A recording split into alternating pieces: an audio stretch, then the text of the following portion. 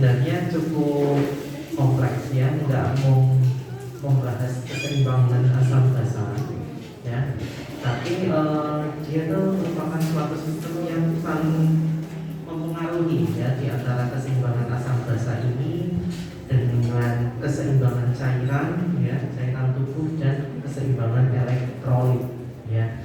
Jadi kalau kalian besok itu menemukan suatu pasien ya dengan gangguan cairan ya, biasanya elektrolitnya juga akan terganggu dan akhirnya gas darahnya sudah terganggu. Begitu juga sebaliknya ya, kalau biasanya ada analisis gas darahnya kelainan ya, maka bisa juga dia terjadi keseimbangan cairannya juga terganggu dan elektrolitnya pun terganggu. Jadi sebenarnya materi kuliah ini cukup kompleks ya kalau cuma hanya mengambil keseimbangan asam basanya saja, karena masih ada elektrolit terutama ya. Belum pernah ya katanya ya kalau dari kelas 11 dapat kuliah elektrolit ya. Sudah pernah? Ya itu ya. Jadi ya nanti saya akan pelan-pelan sih ngajarinya ya, semoga bisa dipahami ya, karena ini materi yang harus pelan-pelan dan agak itu ya, dia berpikir logikanya harus matang. Oke, sebelumnya apa itu analisis gas darah ya? Jadi analisis gas darah ini merupakan suatu pemeriksaan laboratorium yang gunanya untuk menginterpretasi gas darah kalian ya. Gas darah di dalam tubuh ada oksigen maupun karbon dioksida ya, terutama itu. Kemudian status keseimbangan asam basa juga bisa ditentukan dari pemeriksaan analisis gas darah ini. Lalu kita perlu samakan persepsi ya, karena biar persepsinya sama dari awal ya. Jadi banyak istilah-istilah ya di sini, ada derajat keasaman atau kita sering bilang pH ya. Itu adalah konsentrasi kadar ion hidrogen ya di dalam suatu larutan ya. Jadi kalau kita ngomong pH itu berapa sih banyaknya ion hidrogen di dalam larutan. Semakin pH-nya asam, itu berarti kan pH-nya itu turun apa naik ya? Turun ya. Berarti pH-nya turun, konsentrasi ion hidrogennya naik apa turun? Naik. Jadi berkebalikan ya. Jadi kalau pH-nya turun, ion hidrogennya bebas adalah naik. Betul. Begitu juga kebalikannya ya. Kalau kita alkalosis berarti pH-nya naik, H plusnya itu kecil gitu ya, atau turun. Kemudian kita mengenal apa itu asam ya, asam dan basa ya.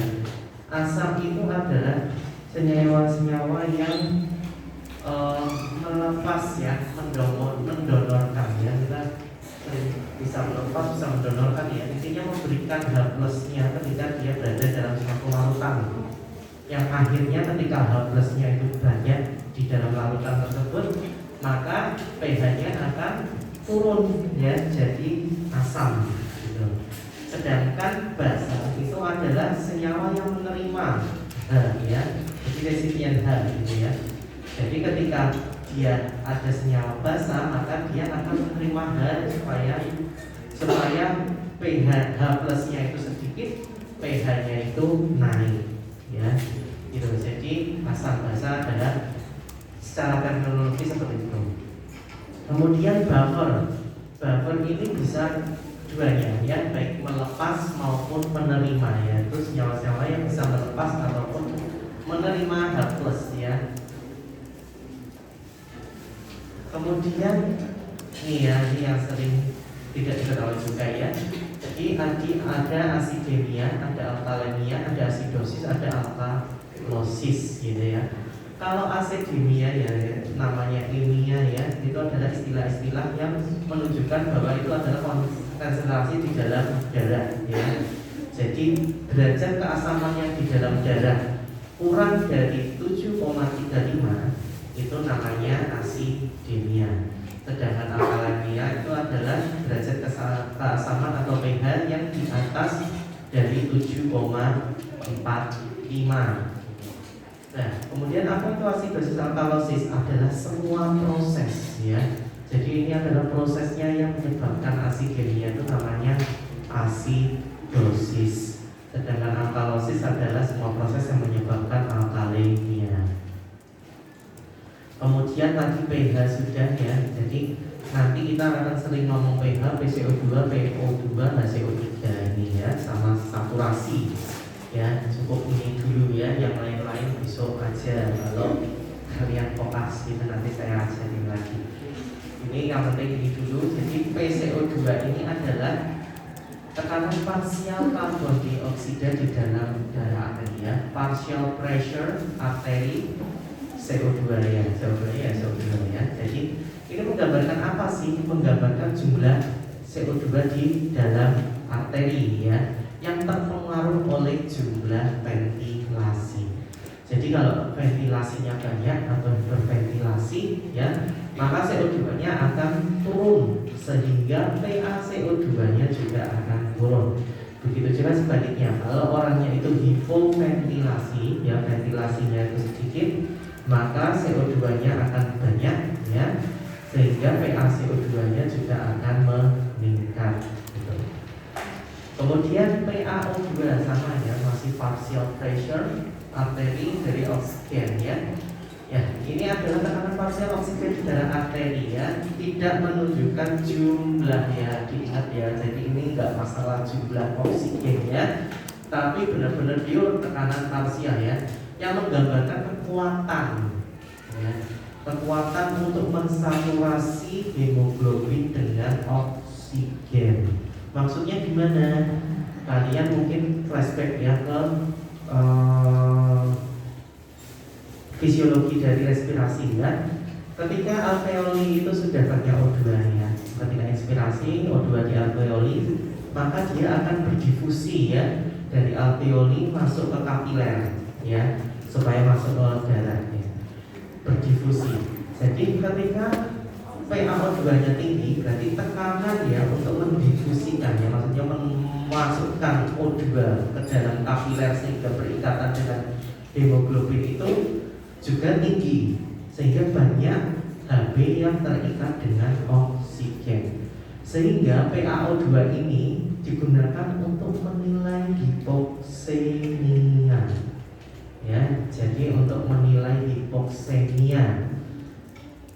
Kemudian ini yang kalian lihat ya, saturasi oksigen untuk menilai hipoksia. Bedanya apa deh hipoksemia sama hipoksia?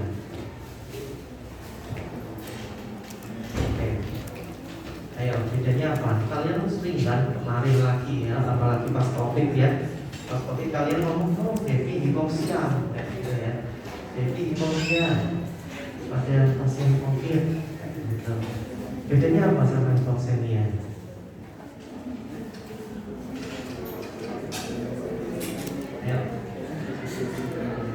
Jawab mungkin salah satu, nggak apa-apa, salah ya nggak apa-apa.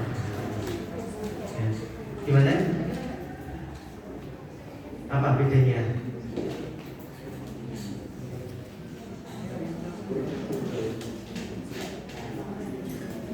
Gimana Mas? Apa bedanya hipoksia sama hipoksemia? Kalau hipoksemia itu kekurangan oksigen dalam darah, sedangkan kalau hipoksemia itu kekurangan oksigen dalam darah, sedangkan kalau hipoksia itu kekurangan oksigen dalam jaringan. Wah, iya ya, saya betul ya. Jadi hipoksemia itu kekurangan oksigen di dalam darah, sedangkan hipoksia itu di dalam jaringan. Sehingga kalau hipoksemia itu tadi menggambarkan proses difusi, kalau saturasi oksigen ini menggambarkan proses perfusi ya, perfusi ke jaringan ya. Jadi kalau perfusinya jaringan jelek, berarti pasiennya itu terjadi hipoksia, sehingga kadar oksigen di dalam darah jaringannya itu rendah, yang ditandai dengan tanda finish. Kalau orang hipoksia, sianosis ya. Jadi orang sianosis itu saturasi oksigennya rendah, gitu ya. Saturasi oksigen artinya adalah persentase jumlah oksigen yang terikat pada seluruh binding site keterisian Hb dan bisa menilai hipoksia dengan logika bahwa itu adalah masalah perfusi gejala ringan ya. Kalau HCl3 adalah kadar bikarbonat dalam darah, sifatnya adalah basa. Oke ya, sampai sini paham ya? Nah terus kenapa sih analisis gas darah itu penting ya? Karena kalian lihat ya dari grafik ini ya, di sini nilai hijau itu adalah nilai yang normal ya. Nilai normal rentangnya adalah 735 sampai 745. Kalian bandingkan proporsinya di dalam grafik ini dengan yang tidak normal, yaitu di asidemia dan alkalemia. Dia sangat sempit ya. Jadi hanya cuma 0,1 ya, rentangnya itu hanya 0,1. Kalian geser sedikit lebih dari 0,1, kurang dari 0,1 itu dia asidemia, lebih sedikit dia jadi alkalimia, seperti itu. Nah, kenapa ini penting ya? Karena semua metabolisme seluler kita itu butuh ya keseimbangan ya, terutama keseimbangan asam basa. Di situ banyak reaksi enzimatik, macam-macam ya yang ada di seluler itu, sehingga dia butuh keseimbangan asam basa yang normal. Nah, ketika dia terjadi asidemia atau alkalemia, berarti proses seluler itu tidak akan berjalan secara efisien ya. Bahkan pada keadaan yang ekstrim ya, kurang dari 6,8 sampai 7,8 seperti itu, lebih dari 7,8, maka dia bisa terjadi kematian ya. Nah, susah ya kadang mempertahankan pada keadaan suatu penyakit berat tertentu, mempertahankan pH segini gitu ya. Sehingga itu perlu dikoreksi, diperiksa dan dikoreksi terus-menerus. Lalu kapan sih dilakukan analisis gas darah ya? Jadi terutama pada penegakan diagnosis dan penilaian keparahan ya.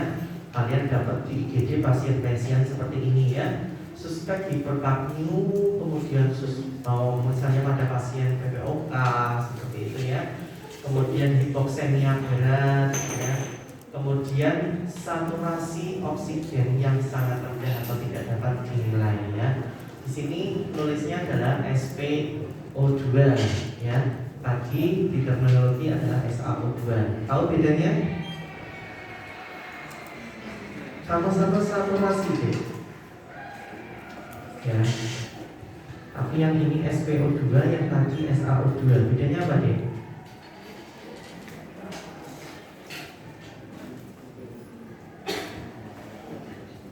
Gimana?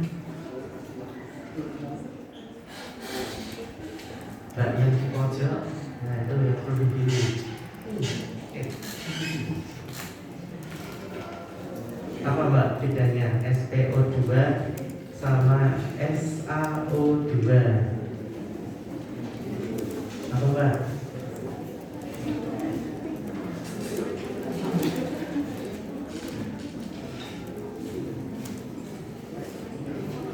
Apa?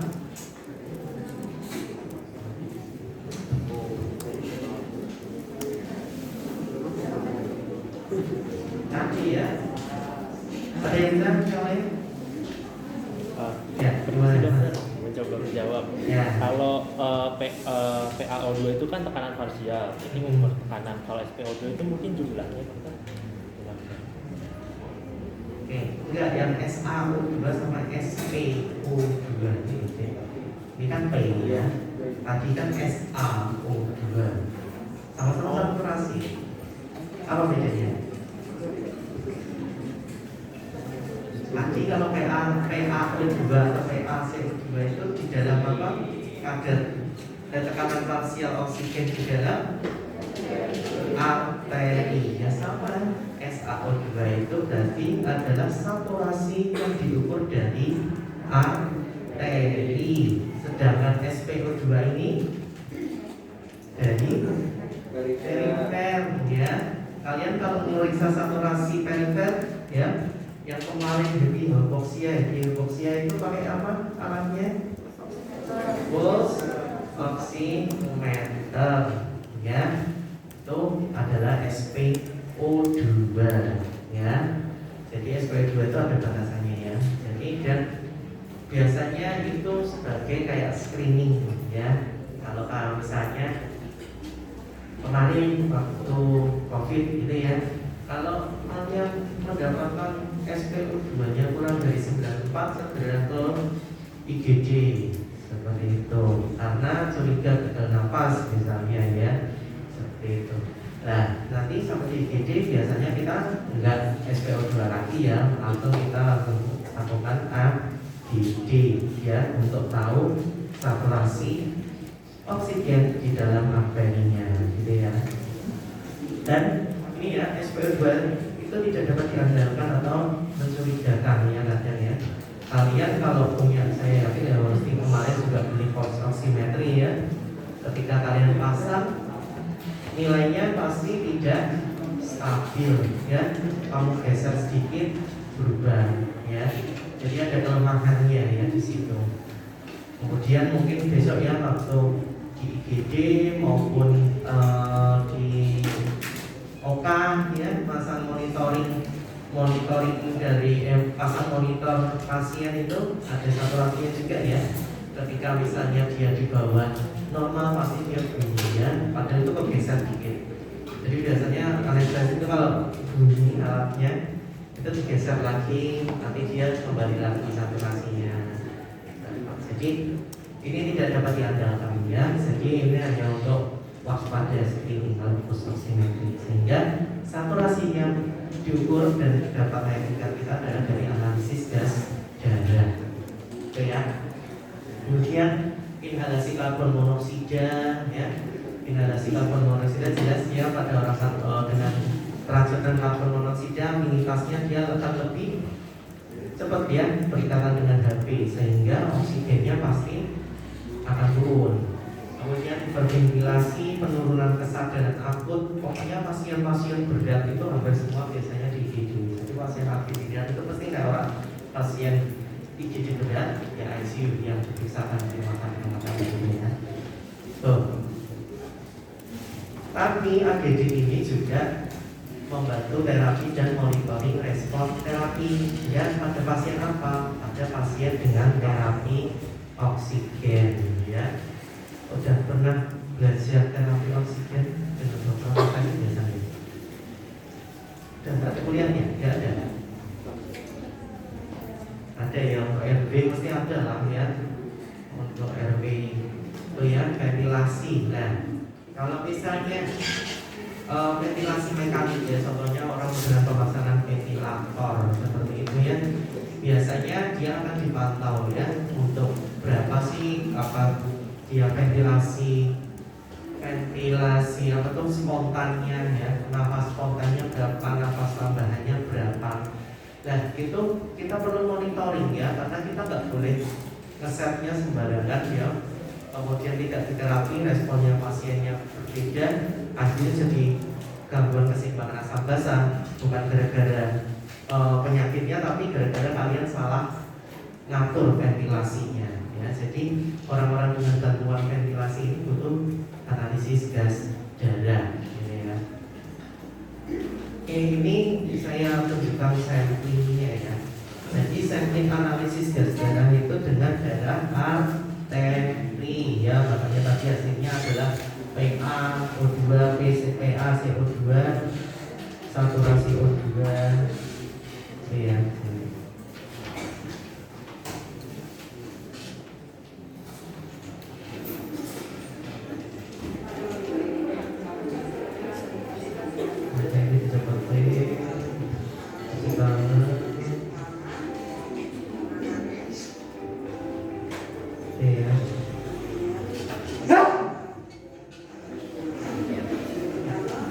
Ini alat dan bahannya ya.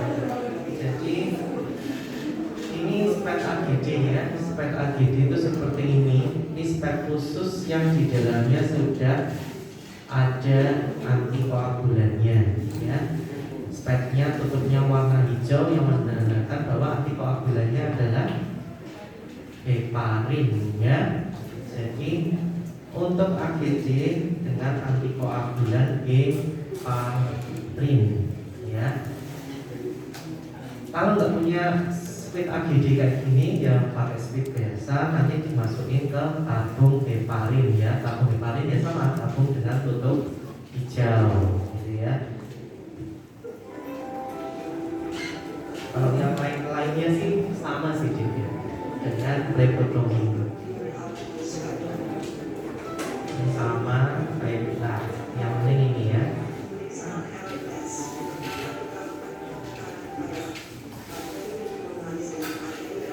Oke, ini ya. Jadi sebelum kita sampling AGD, kita itu sebenarnya harus memastikan bahwa sirkulasi kolateralnya itu adekuat atau tidak. Kenapa sih kok harus ditentukan sirkulasi kolateralnya itu adekuat atau tidak? Karena yang kalian sampling adalah arteri ya, beda dengan vena ya. Mungkin vena kalau misalnya kalian komplikasinya misalnya ruptur atau venanya jadi hematom seperti itu tuh ya, karena proses samplingmu itu nggak masalah ya, tubuh jaringanmu itu masih mendapatkan oksigen dan nutrisi. Nah kalau misalnya kalian terjadi komplikasi akibat sampling arteri ya, akibat plebotomimu, bahayanya adalah nekrosis ya. Jadi takutnya jaringan yang diperdarahi oleh arteri yang mbok sampling itu jadi mati akibat komplikasi plebotomi gitu ya. Sehingga alangkah baiknya kita tidak boleh meninggalkan LMS ini ya. Ya nanti pada prakteknya mungkin beberapa ya, kalau kenyataannya itu sudah pada langsung dari sobras-sobras saja ya di arteri. Cuma sebaiknya untuk patient safety juga ya, apabila nauzubillah kalau ada apa-apa nggak salah kalian ya, kalian melakukan dalam tes ini gitu. Jadi untuk menilai apakah sirkulasi kolateral dari arteri yang akan disampling kuat ya, biasanya kita mengambil dari arteri apa ini yang di sejajar jempol, radialis ya. Jadi kita harus menilai arteri kontralateralnya berarti apa? Ulnaris ya, arteri ulnarisnya adalah baik gitu. Caranya gimana? Dibendung ya. Jadi pakai dua tangan ini dibendung dua-duanya.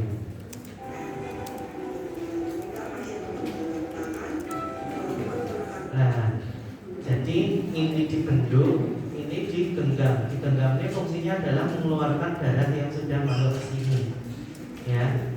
Jadi yang tadi sudah ada darah di di manusia keluar ya. Kemudian kalian bendung supaya darah yang ada di jantung sedikit ya yang masuk ke sini, minimal ya.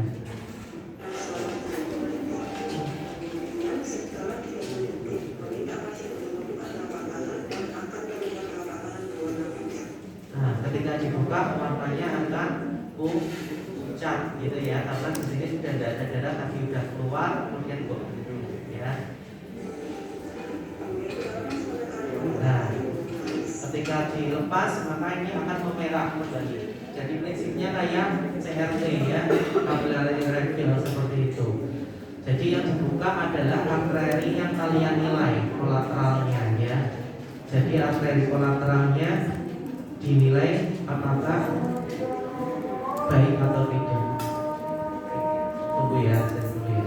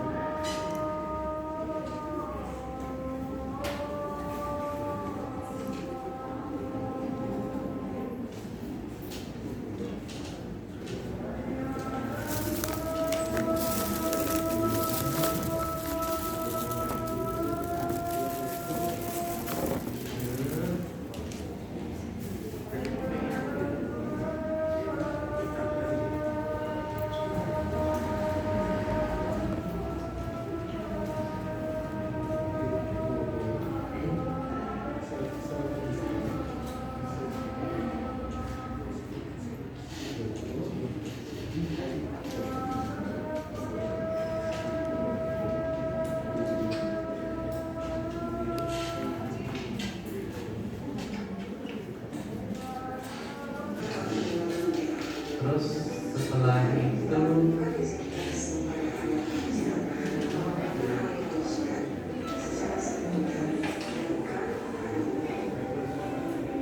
ini sama sih ya prinsipnya ya.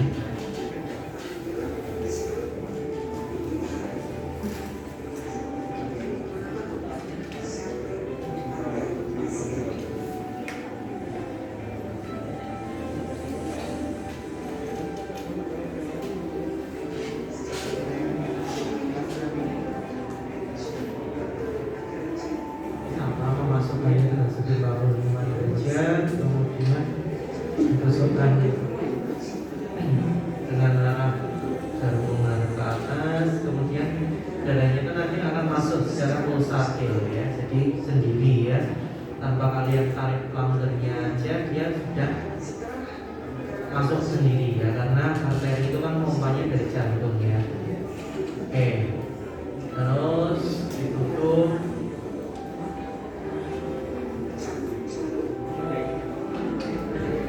Nah, kemudian ini pelan-pelan ya, maksudnya harusnya kalian ini melakukan ini dengan cepatnya, karena harus langsung ditutup ya. Jadi kalau kalian periksa analisis gas darah itu meminimalisir dari kontak dengan udara.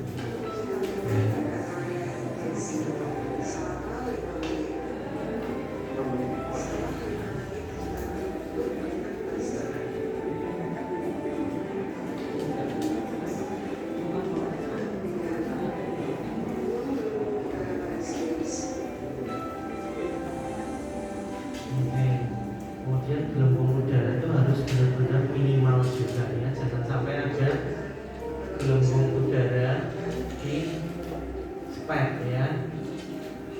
Kemudian nah homogenisasinya seperti ini ya, kalau misalnya di spek ya, spek yang udah ada titiknya, homogenisasi seperti itu. Kemudian dengan cepat sebenarnya ditutup ya. Jadi benar-benar harus meminimalisir dari kontak dengan udara.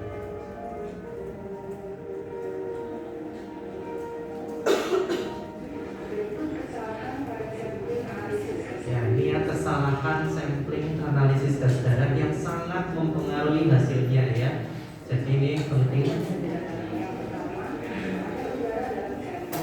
Yang pertama adalah ada udara dalam sampel ya, jadi tidak boleh ada udara dalam sampel ya. Yang kedua keliru darah pena, salah ya, darah pena yang mau ambil itu bukan darah arteri tapi darah pena. Gimana caranya tahu dok? Ya biasanya akan muncul hasil yang aneh ya di pemeriksaan analisis gas darahnya. Itu terutama masalah oksigen ya, yang sangat berbeda di dalam darah arteri sama pena adalah kadar oksigennya, sehingga PaO2-nya itu pasti akan lebih rendah ya di darah pena ya. Jadi harusnya PaO2 itu tinggi-tinggi ya, ratusan nanti kalian lihat ya. Jadi biasanya 80 sampai 100-an lebih lah. Nah ini rendah-rendah. Nah ini bahaya kalau ketika cocok pasiennya juga hipoksemia ya, maksudnya memang orangnya itu hipoksemia, tapi kadar hipoksemia itu nggak mungkin keterlaluan ya, sampai mungkin 20, cuma 20 seperti itu tidak mungkin. Jadi kalau misalnya hasil PO2-nya terlalu rendah ya, dengan klinis yang tidak cocok bahwa dia hipoksemia ya, maka biasanya kami sarankan ulang sampling. Yang ketiga, yang paling kurang atau tidak mencampur rata.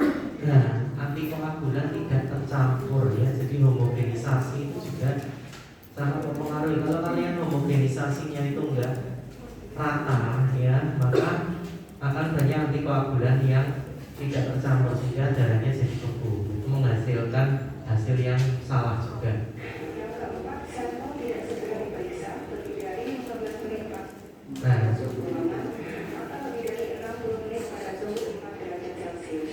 ya, jadi sampel tidak diperiksa lebih dari 15 menit dari suhu, apabila dari suhu rumah ya. Jadi nggak boleh biarkan di ruangan seperti ini itu 15 menit ya, itu harus segera diperiksa. Atau 60 menit ketika kalian masukkan dalam suatu cool box ya, atau 4 derajat, suhu 4 derajat gitu.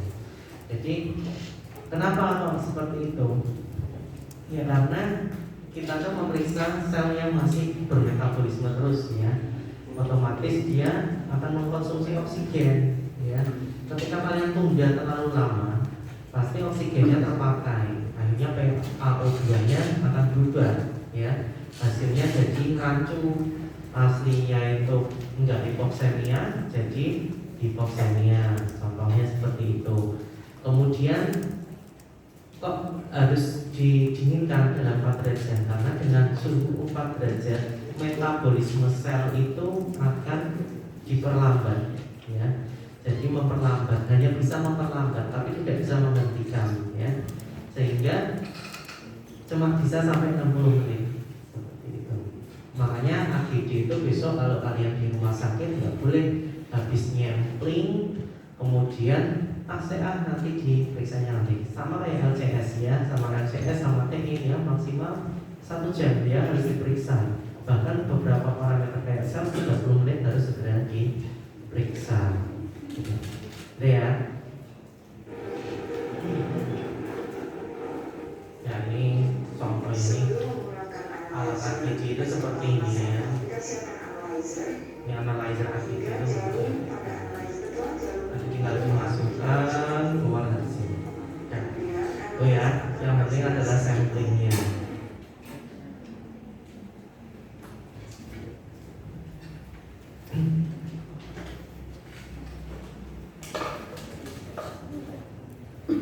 Kemudian jenis gangguan asam basa itu ada 2 ya, metabolik sama respiratorik. Kalau metabolik hubungannya dengan bikarbonat atau HCO3, sedangkan respiratorik itu adalah pada PaCO2 ya, atau pada tekanan parsial CO2-nya ya.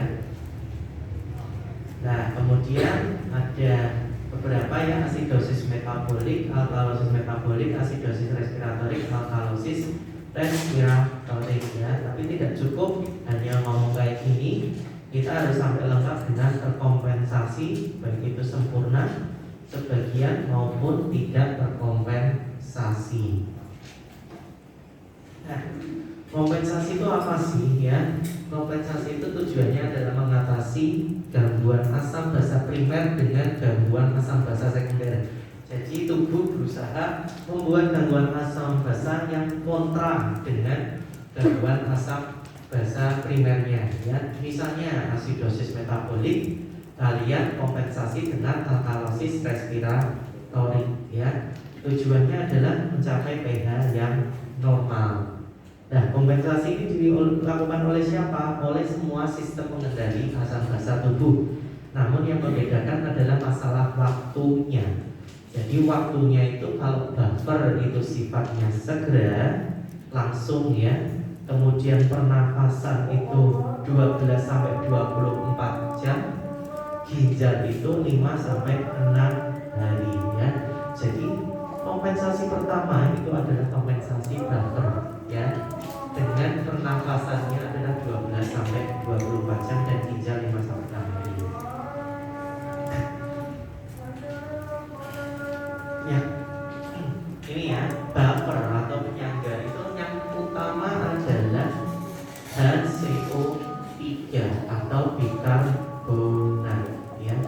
Jadi kalau kita ngomong buffer utama atau buffer aktif itu selalu identik dengan yang namanya bikarbonat ya, baik itu dalam campuran asam karbonat H2CO3 maupun bikarbonat diri sendiri ya, HCO3. Kemudian ada buffer yang lain yaitu fosfat, protein, dan hemoglobin ya. Fosfat itu merupakan buffer intraseluler ya, sedangkan bikarbonat tadi adalah buffer yang ekstraseluler. Jadi di masing-masing kompartemen cairan tubuh kita itu punya buffer sendiri-sendiri ya, yang di ekstraseluler yaitu intravaskuler dan intersisial ya, itu ada buffer bikarbonat, sedangkan yang di intraseluler itu adalah buffer fosfat ya. Kemudian ada penyangga yang lain yaitu protein dan hemoglobin. Nah, bikarbonat ini tadi adalah penyangga aktif dan fosfat protein hemoglobin adalah penyangga pasif. Maksudnya gimana? Bahwa yang aktif ini dia akan lebih berperan dan mempunyai efek terhadap keseimbangan asam basa tubuh, gitu ya. Jadi kalau yang lain itu katanya gitu, efeknya terhadap keseimbangan asam basa itu kecil. Kemudian kita mulai dari penyebab-penyebabnya ya. Yang pertama dari asidosis metabolik ya. Ini yang paling sering ya, pada misalnya KAD seperti itu. Penyebab asidosis metabolik adalah ketonnya ya. Jadi kalau secara garis besar ya, penyebab asidosis metabolik itu adalah jumlah produksi asamnya yang berlebih satu ya. Namanya aja asidosis metabolik, berarti produksi asamnya yang berlebih. Yang kedua adalah ekskresi atau pembuangan asamnya yang terganggu ya. Jadi bisa produksinya berlebih atau ekskresi asamnya yang terganggu. Tapi bisa saja kelainan pada basanya, yaitu HCO3-nya yang pembuangannya jadi berlebihan. Otomatis tubuh nggak punya HCO3 sebagai kontra asamnya ya, maka akan terjadi asidosis ya. Nah, jumlah produksi asam organik ini dari mana gitu ya. Jadi jumlah produksi asam organik ini yang dimaksud adalah pada kondisi-kondisi pembentukan asam yang berlebih, yaitu pada kasus-kasus contohnya adalah KAD atau ketoasidosis diabetik ya. Ketoasidosis diabetik itu terjadi peningkatan pembentukan keton darah ya. Keton itu hasil dari metabolisme apa? Lemak ya. Jadi keton itu berawal dari metabolisme asam lemak ya, akibat dari kekurangan glukosa ya. Karena pada kondisi DM glukosanya nggak terpakai, maka dia akan mencari sumber energi lain yaitu lemak, sehingga dihasilkan keton ya. Ini merupakan salah satu asam organik keton. Selain itu adalah pada laktat ya. Asam organik yang lain adalah laktat ya. Laktat itu kemarin ya salah satu dari hasil metabolisme anaerob pada kondisi-kondisi orang hipoksia ya. Jadi perfusi jaringan jelek, metabolisme anaerob, akhirnya laktatnya akan tinggi ya, maka jumlah produksi asamnya meningkat menyebabkan asidosis metabolik.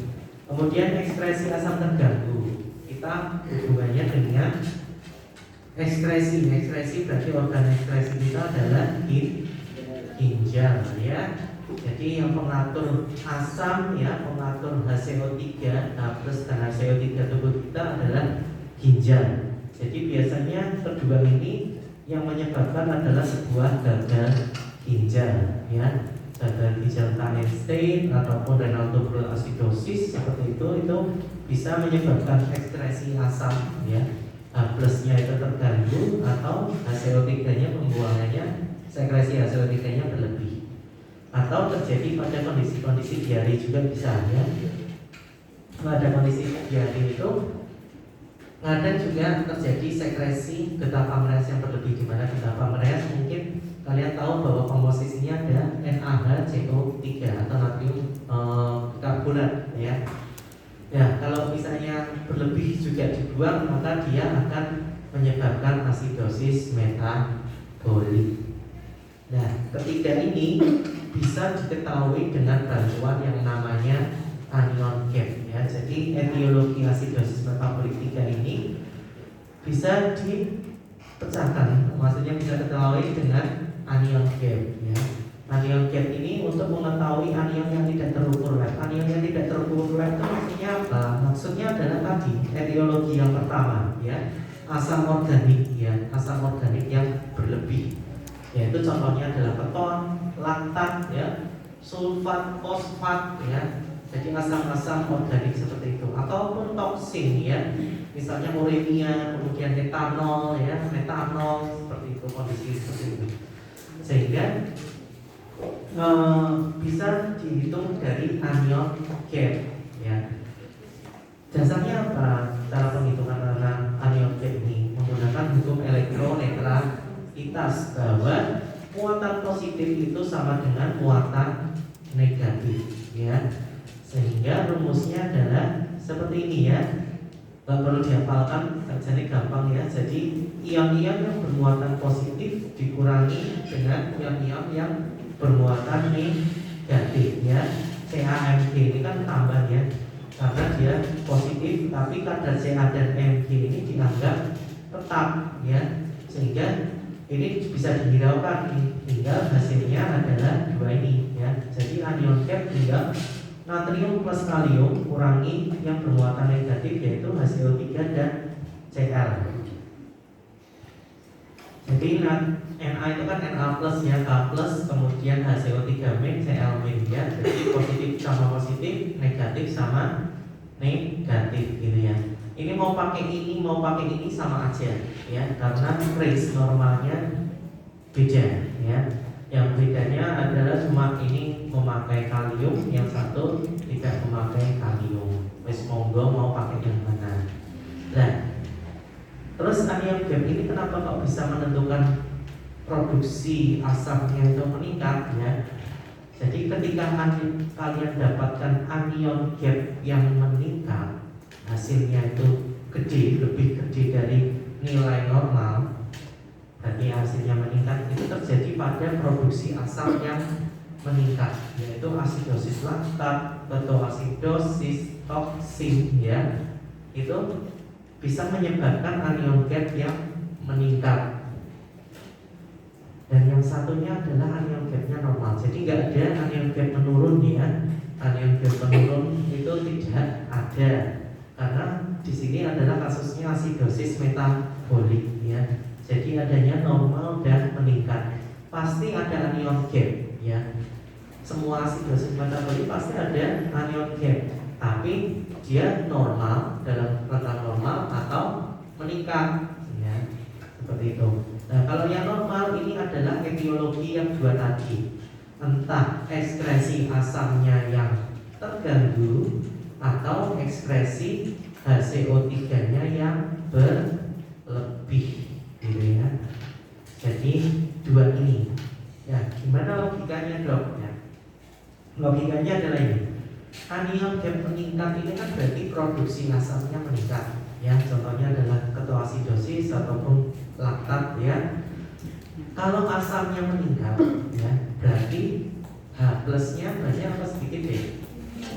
Banyak. H plusnya akan banyak, ya. Produksi H plusnya itu banyak. H plus banyak dilepaskan dalam darahmu, ya.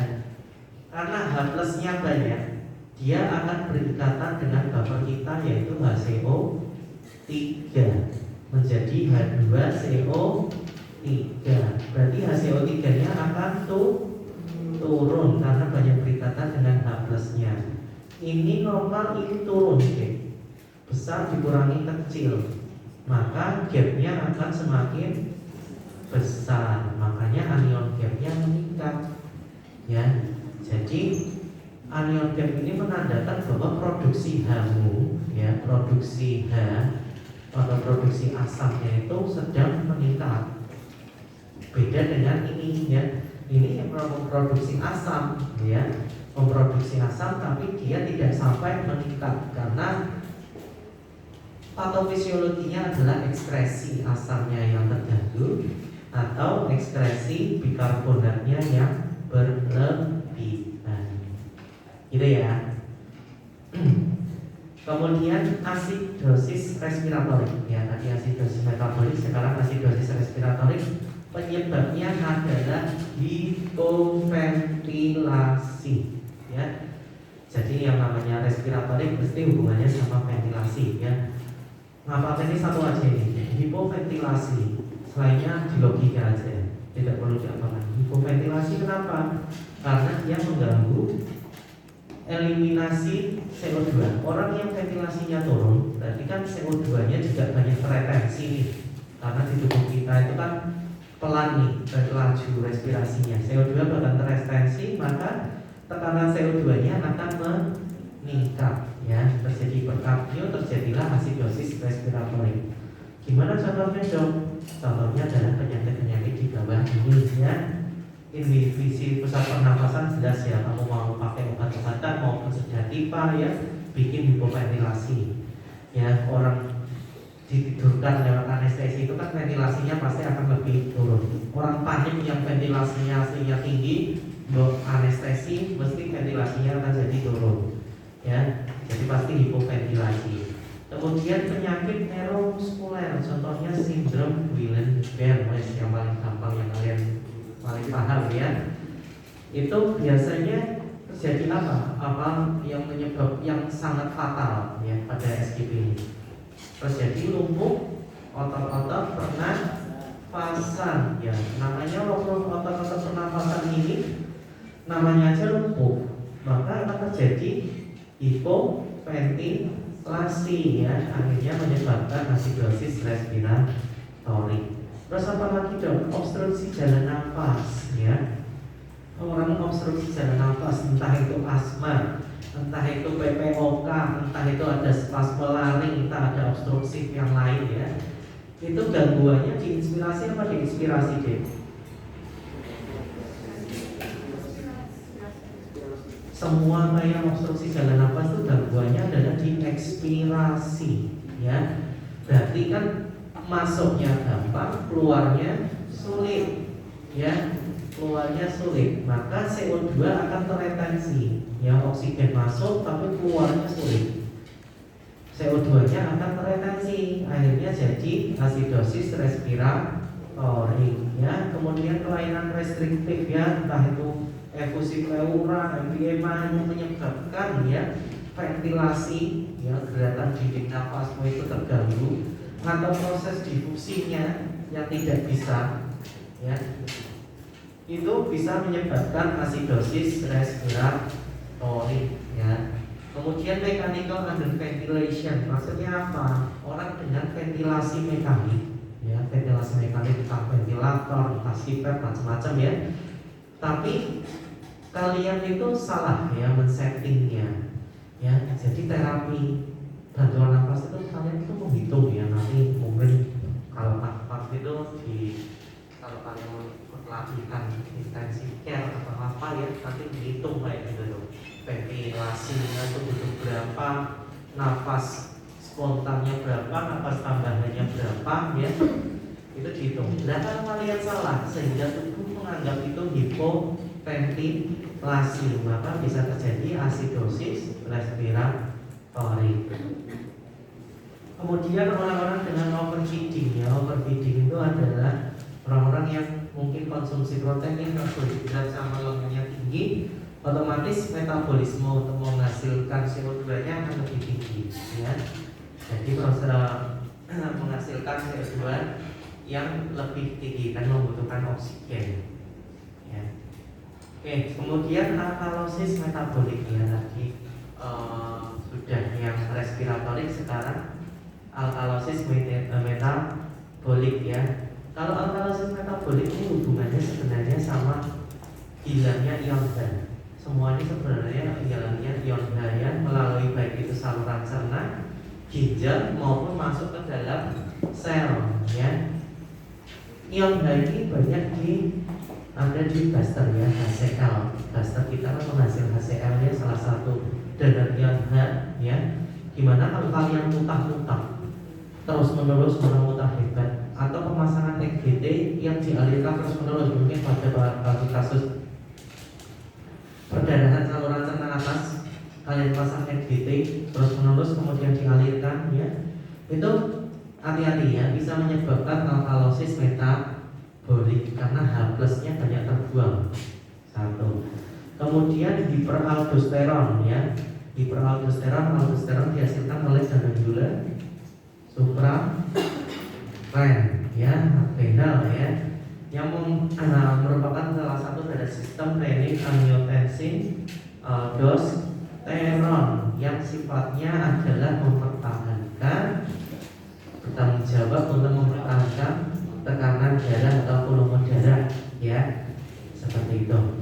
Nah, kalau orangnya itu hiperaldosteron, ya, hiperaldosteron itu sifatnya adalah mensekresi dari, ya, kalium dan meretensi natrium, ya.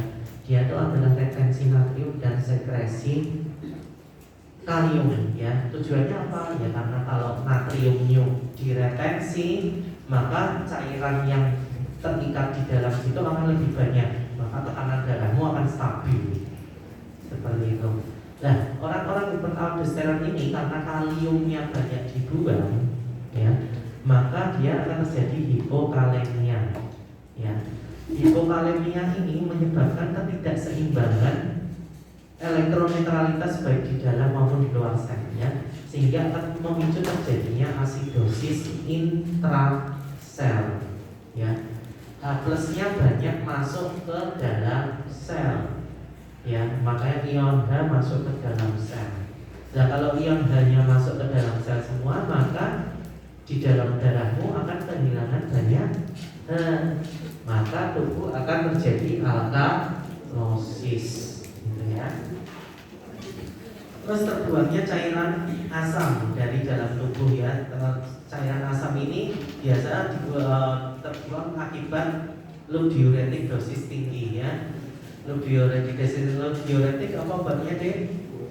Furosemid, ya, furosemid dosis tinggi, banyak cairan asam yang terbuang sehingga orangnya terjadi hipokalemi, akhirnya memacu aldosteron, akhirnya ikut kayak tadi, ya, kalau yang tadi.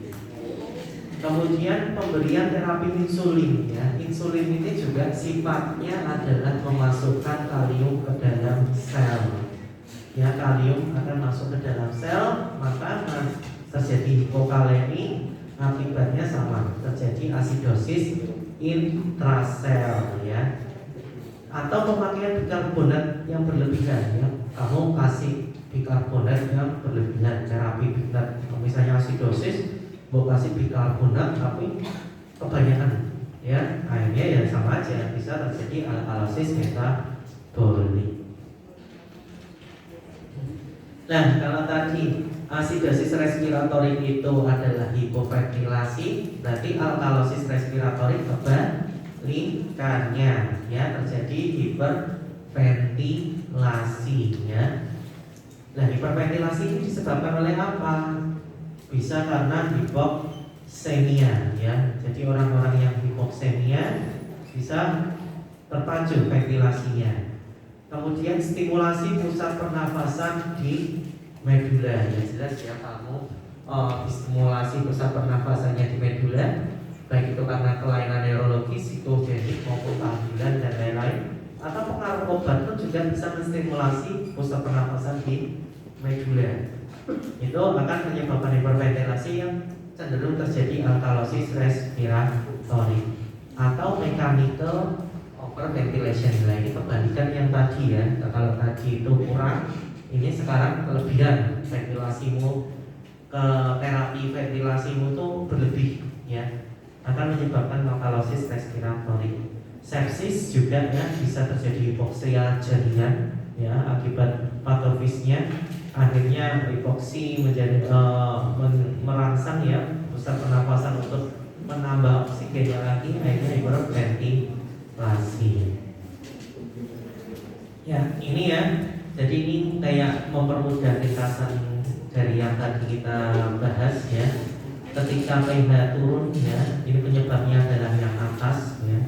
pH turun berarti H+-nya adalah naik, gitu ya. Ketika H+-nya yang naik, maka kompensasi buffer yang pertama adalah dia akan terikat dengan HCO3 menjadi H2CO3. Kemudian yang buffer pasifnya, buffer pasif tadi apa deh? Fosfat, protein, dan hemoglobin, ya. itu akan menyerap ion H ya. Jadi adalah sedikit kontribusi dari buffer pasif gitu. Kemudian setelah jadi H2CO3 maka dia akan dibawa ke respirasi untuk dipecah menjadi H2O dan CO2. Karena CO2-nya kebanyakan, PCO2-nya meningkat, maka dia akan merangsang laju pernafasannya untuk segera mengeluarkan CO2 ya. Makanya orang asidosis metabolik nafas push mau ya, nafas cepat dan dalam ya, meningkat laju pernafasannya untuk mengkompensasi dari asidosis metaboliknya. Kemudian terjadi kompensasi ginjal yang terakhir 5-6 hari dengan meningkatkan sekresi asam ya. Ini udah kelebihan H+, maka dibuang H+-nya lewat tubulus dan HCO3-nya akan direabsorpsi kembali. Begitu juga dengan asidosis yang respiratorik, sama ya sebenarnya ya. Cuma bedanya adalah awalannya itu karena dia hipoventilasi gitu ya. Tapi ke bawahnya sama ya. Jadi H+, H3, H2CO3 nanti akan dipecah jadi H2O plus CO2, laju pernafasan untuk mengeluarkan CO2 gitu ya. Sama. Nah, kalau alkalosis gimana? Nah, kalau alkalosis pH meningkat ya, berarti H+-nya adalah turun.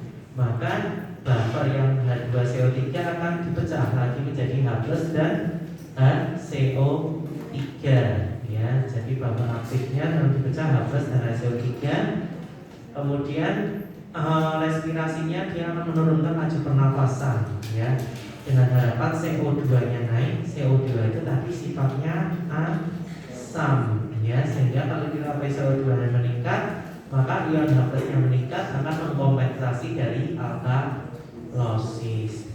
Kemudian kompensasi ginjal adalah dari penurunan sekresi H+ ke tubulus. Jadi karena dia kurang H, maka H-nya diirit-irit nih, jangan disekresikan ke tubulus. Sedangkan HCO3-nya jangan diserap lagi, nanti akan tambah basah. Ini juga sama. Kemudian ini ya, ini adalah cara bacanya. Yang penting kalian itu tahu penyebabnya, tahu cara bacanya ya. Interpretasi itu penting. Oke, jadi pH darah normal adalah 7,5745 dengan PCO2 normal 3545, CO3 normal 2328. Kemudian yang pertama yang dilihat adalah 3 parameter ini aja dulu ya. pH, HCO3 dan PCO2. pH kalian bagi ya, walaupun rentang normalnya segini, kalian bagi menjadi 2. Kita ambil nilai titik tengahnya yaitu 7,4 ya. Kalau 7,4 kurang, pH kurang dari 7,4 masih bisa normal, tapi arahnya ke asidosis. Begitu juga pH lebih dari 7,4 masih bisa normal, tapi arahnya ke alkalosis ya. Kemudian HCO3 ini adalah komponen metabolik, PCO2 adalah komponen respiratorik. Kemudian ada jembatan keledai respiratory opposite, metabolic equal. Maksudnya gimana? PCO2 kalau turun itu PCO2 adalah mewakili respiratorik ya, mewakili respiratorik, sehingga ketika dia turun dia opposite dengan arah pH ya. Jadi ketika dia PCO2-nya turun, harusnya kan ini turun untuk asidosis, maka dia alkalosis, kebalikan ya. Ketika PCO2-nya naik, malah jadi asidosis. Tapi HCO3 yang dia komponen metabolik ya, dia tuh equal dengan arah keasamannya. Jadi kalau ketika HCO3-nya turun, maka dia asidosis. HCO3 naik berarti alkalosis. Ya. Oke, ini ada sebuah contoh kasus ya. Jadi perempuan usia 17 tahun ya, keluhannya pingsan mendadak, napas cepat dalam, sebelumnya muntah-muntah, PAK, BB turun, demam 1 hari yang lalu. Objektifnya somnolen, tekanan darah turun, suhu naik, heart rate meningkat, RR 30 napas bau aseton, ya. Arahnya ini suatu apa nih, ya? Ya, kalau misalnya kalian soal-soal UKM PPD, kemudian soal-soal ujian pasti ada keywordnya napas bau aseton, ya. Tapi nggak mungkin besok kalian jaga di IGD, besok sudah ada tulisan napas bau aseton, ya. Jadi kalau pasien-pasien kayak gini, yang saya harap itu maksudnya kalian itu harus tahu suatu chief complaint atau keluhan utamanya. Orang-orang itu datang ke IGD itu bukan karena napas bau asetonnya, ya, tapi karena nggak sadar. Jadi ketika kalian datang ke IGD itu pasien itu pasti teriaknya itu dokternya itu, dok ini pasiennya jatuh nggak sadar, oh dok ini pasiennya kayak ini nggak sadar, seperti itu, ya. Jadi pingsan mendadaknya. Nah ketika kalian pingsan mendadak, kalian harusnya punya DD, ya. DD-nya itu apa? Kalau orang pingsan, ayo kita kalian kan gawat daruratan. Yang sering-sering neurogenik, contohnya apa? Stroke hemorrhagik, ya, macam-macam seperti itu.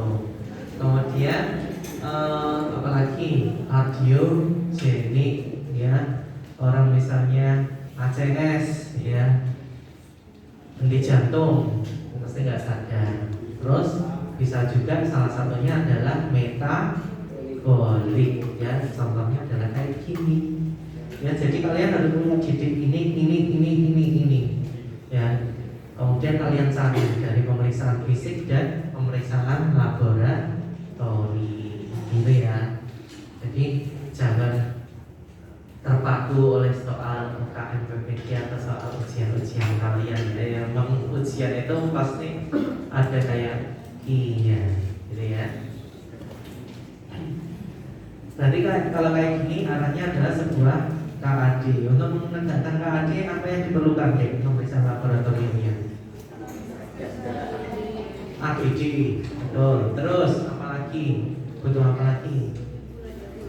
Gula darah, ya. Jadi jangan lupa menurunkan gula darahnya, karena KAD itu adalah kegawatan hiperglikemi, ya. Jadi pasien hipoglikemi bisa nggak sadar? Bisa, ya. Jadi GDS itu sangat membantu. Dulu saya kalau nggak sadar mesti langsung otomatis ngomong ke perawatnya, Mbak, GDS, kayak gitu, ya. Karena siapa tahu dia entah hipo atau hiper, ya. Itu makanya karena dari pikiran saya jangan-jangan ini metabolik, ya, seperti itu. Jadi pola pikir di gawat darurat seperti itu, ya. Terus selain gula darah, apa lagi? AGD, gula darah. Urinnya mau nyari apa? Kreatinif. Nyari apa?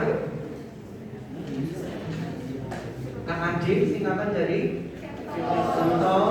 ketoasidosis. Berarti nyari ketonuria, ya. Ketonuria, ya, paling gampang itu bisa dideteksi dari strip urin, ya, gampang banget. Jadi ini pemeriksaan sederhana tapi sangat membantu. Terus jangan lupa selain ketonuria, kira-kira ketemu apa lagi, Dek? Glukosuria, ya, karena pasien ini hiperglikemi, ya, nggak mungkin hiperglikemi urin-urinnya baik-baik saja, namanya aja kencing manis, ya. Ya, berarti ketemu glukosa urin, ya. Dari itu. Ini, ya, kayak gini, ya. Kita segini. Ini kalau lebih advance lagi, ya, karena ini gangguan keseimbangan asam basa, kalian bisa minta elektrolit.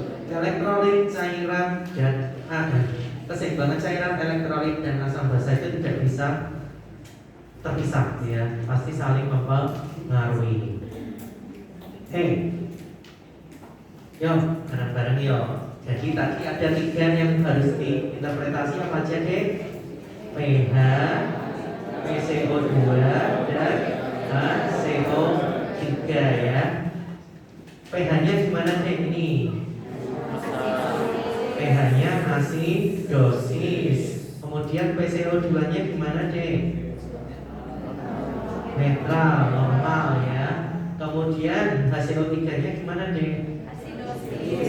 HCO3-nya turun ya, berarti turun dia equal ya dengan turunnya pH ya, berarti dia asidosis. Berarti kalau kayak gini adalah asidosis metabolik tidak terkompensasi karena PCO2-nya masih normal. Jadi asidosis metabolik tidak terkompensasi. Nah, kalian sudah harus menilai dari kadar oksigennya tadi ya. Jadi AGD nggak mau hanya keseimbangan asam basa, tapi oksigennya juga. Gimana pasien ini hipoksemia nggak deh? Hipoksemia tadi dilihat dari apa? Parameter yang mana di dalam analisa dasar ini? Hipoksemi. Ayo.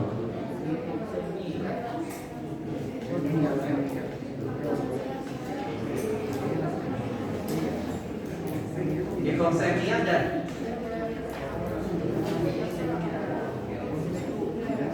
Ayo tuh, masnya sing orange tuh. Yang baju orange. Pasiennya hipoksemi ada?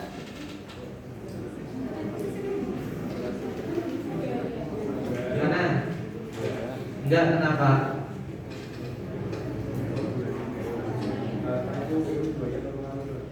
CO2-nya normal, hipoksia enggak? Enggak, karena saturasinya masih normal ya. Jadi itu ya. Jadi kalian juga harus menilai oksigennya gimana ya. Jadi pasien ini tidak hipoksemia, tidak hipoksia ya. Jadi pure asidosis gangguan asam basa, gitu ya. Kemudian ini gimana deh? pH-nya alkalosis. Kemudian PCO2-nya alkalosis. Kemudian HCO3-nya netral. Berarti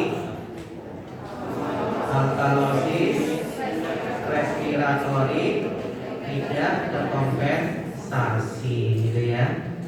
Hipoksemia ada?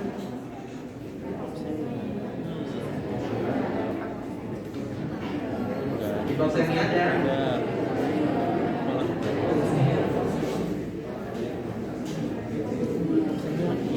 PO2-nya gimana ini? PO2-nya naik ya, berarti lawannya hipoksemia hiperoksemia. Ada apa tidak hiperoksemia? Nggak ada ya, jadi nggak ada hiperoksemia ya. Jadi jangan kok bilang ini hiperoksemia ya. Ya, jadi tekanan parsial oksigen itu pada kadar tertentu tuh sudah ya flat ya. Jadi mau kasih tekanan seberapapun, dia tekanan untuk mensaturasi HB-nya itu ya sudah segitu. Jadi pada saat maksimal nggak ada itu yang namanya hiperoksemia, nggak ada kelebihan ya. Misalnya tersaturasi hemoglobin lebih gitu ya. Jadi nggak ada ya. Jadi jangan kok interpretasikan. Tapi hipoksia ada kalian ini? Hipoksia ya. Jadi perfusi. Jadi ini masalah perfusi kejaringan ya. Jadi nggak tahu nih pasiennya gimana, terjadi masalah perfusi, entah karena ada gangguan perfusi akibat suatu penyakit ya, penyakit arteri perifer PAD, pernah dengar ya, peripheral arterial disease yang mengganggu gangguan perfusi, otomatis dia akan terganggu ya perfusinya ke jaringan. Nah, terus ada parameter satu lagi, laktatnya gimana nih, Dek?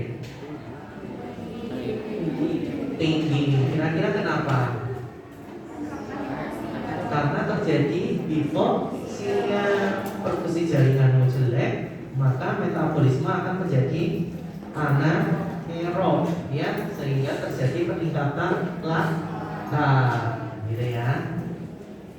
Kemudian ini pH-nya alkalosis, terus pH2-nya normal, kemudian hasil ketiganya tinggi, berarti alkalosis,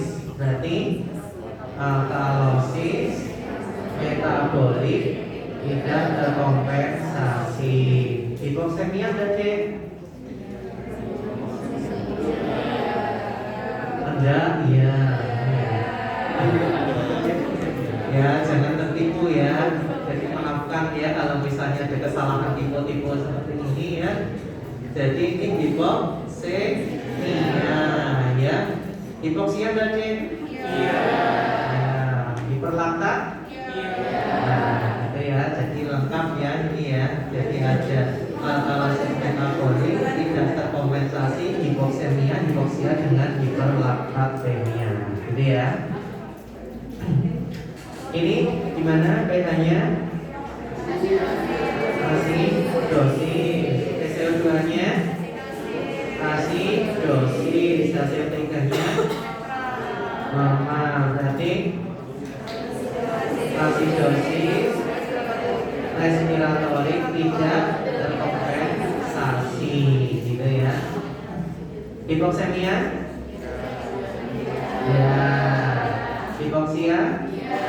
Nah, laktatnya? Nah, gitu ya. Oke. Kemudian ini gimana? pH-nya? Netral. PCO2-nya? Alkalosis. Hasil tiganya? Asidosis. Terus jadinya?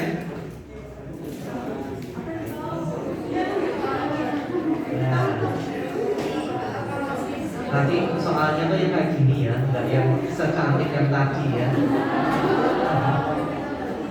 Yo, benar ya. Jadi nanti kalau pasien itu jarang yang murni-murni kayak tadi ya. Jadi pasti sudah kompensatif atau enggak seperti itu ya. Kalau ini kira-kira apa? Fully kompensatif ya. Jadi kompensasi sempurna. Kenapa? Ya ini ya. pH normal. Jadi kalau kompensasi sempurna itu pH-nya normal ya. pH normal, tapi saya bilang tadi ya, kalian ambil titik tengahnya. Berapa? 7,4. Nah, ini 7,4 ke atas atau 7,4 ke bawah? Ke atas. Berarti arahnya alkalosis. PCO2-nya alkalosis, CO3-nya asidosis. Berarti ini adalah alkalosis respiratorik terkompensasi penuh ya, polikompensatif atau terkompensasi asidosis metabolik juga boleh ya, terserah ya. Tuh. Terus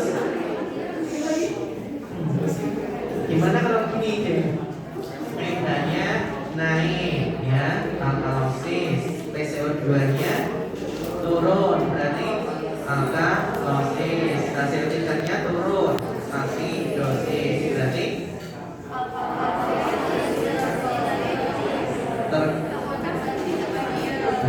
terkompensasi sebagian karena hasil ketiganya sudah agak netral nih ya. Tapi berarti dia mengkompensasi tapi pH-nya belum sampai normal, berarti terkompensasi sebagian. Paham ya? Oke, terus ini pH-nya asidosis, PCO2-nya asidosis, hasil ketiganya asidosis, berarti asidosis ya. Ini ya, campuran. Hipoksemia? Ya, Pak ada? Ya, hipoksia? Hipoksia? Oke, ini baru Sebentar ya. Oke. Ini ya, jadi ini ringkasannya ya. Sebenarnya tidak perlu kalian hafalkan, tapi kalian logika tadi ya sudah bisa base access. Besok aja nanti kalian tambah musik untuk menginterpretasikan. Besok aja nanti kalau kalian sudah paham lewat fase integrasi, kita aja lagi. Gitu ya. Ada yang mau ditanyakan? Saya teknologi ya. Keluarnya